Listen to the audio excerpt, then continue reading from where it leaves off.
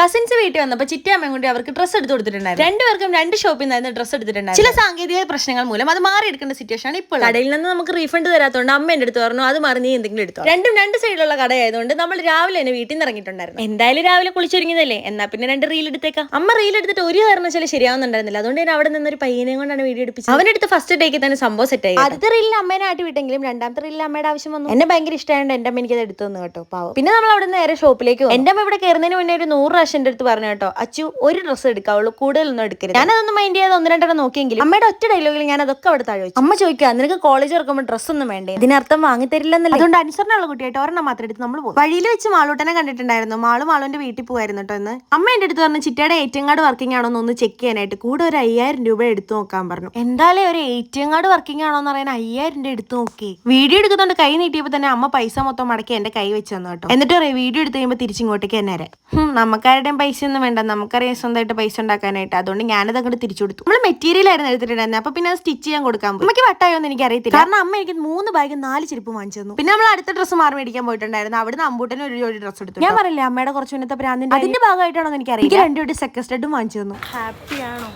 ഒട്ടും ഹാപ്പി അല്ല, ചില്ലറ സുഖടല്ലായിരുന്നല്ലേ തന്നെ.